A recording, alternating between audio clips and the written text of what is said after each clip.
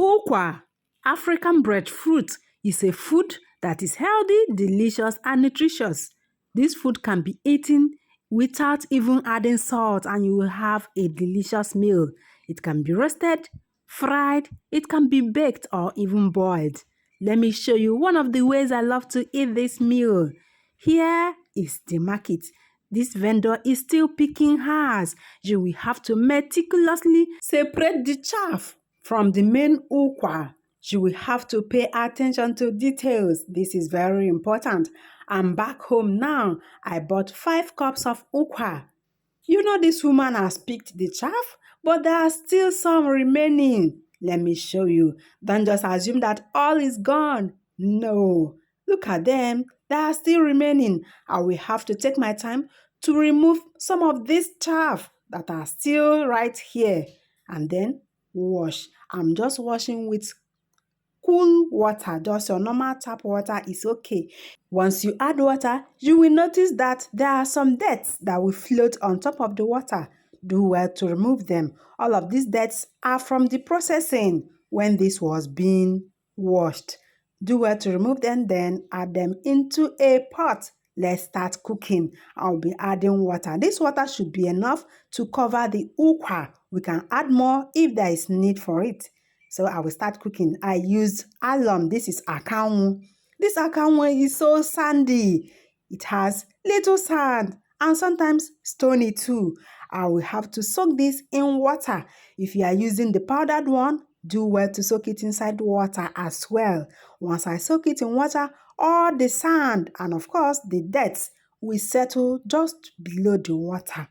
And then I can use this. You can also use ungo. I use fresh pepper. This pepper will be pounded. You can roughly blend your own, or you can cut, slice, or simply cut them into smaller chunks. I want to see those chunks in my ukwa. If you don't want to really see them, you can blend it smoothly. Back to the ukwa, I added more water. This is after about 15 minutes. I added water and continued cooking. Back to the alum. This is the akanwu. I will now sift the water. I just need the clean part of this water. I don't need the dirty part or the sandy part. Keep this aside. Once it is about 10 minutes or 15 minutes later, remember we have cooked for 30 minutes now, I will add the water. This water is the clean part. Don't just add your alum. It will make this food to be sandy. Cover and continue cooking. On the total, I cooked this ukwa for good 40 minutes. Now it is done. I'm adding salt to taste because I really want my ukwa water to have a little taste. If you don't want salt in your ukwa water, you can omit the salt at this point. Your food will still be delicious. Look at that now. Once this is done, the ukwa will be very soft. Just run them between your 2 fingers and you will notice that it is very soft. At this point, this is done. If you don't really want to add anything to your ukwa, you can start eating your ukwa just like this without even adding salt. Remember, I added salt because I want my ukwa water to be tasty.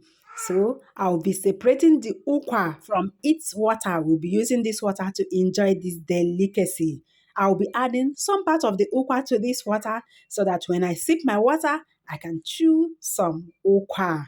This is now ready. You can enjoy your ukwa just like so. Just sip the water and eat your ukwa at the same time. Right here, this is on low heat. I added the pepper that was roughly blended.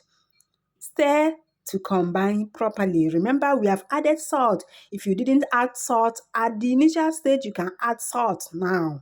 Next is to add little oil. Palm oil is very good for your health. To make sure that you are using a good one, make sure the palm oil you are using doesn't have taste. It does not stick and it doesn't have smell.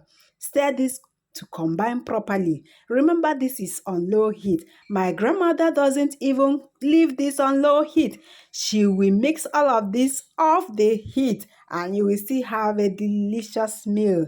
stir this properly to combine, and that is it, guys. This food is ready. Remember, you can enjoy this without even adding salt. I'll be serving this with the Ukwa water that we reserved. Guys, this delicious, nutritious and healthy meal is ready. While you eat your Ukwa, you sip the water. Once this Ukwa cools down, it will harden more. So check the consistency. Would you like to see the porridge version of this Ukwa, where I'll be adding some dried fish and even some vegetables? Check my next video. Would you be preparing this recipe? When you do, let me know how much you love it. Thanks for watching. Please like, share, subscribe and turn on notifications. I will see you in my next one. Bye-bye.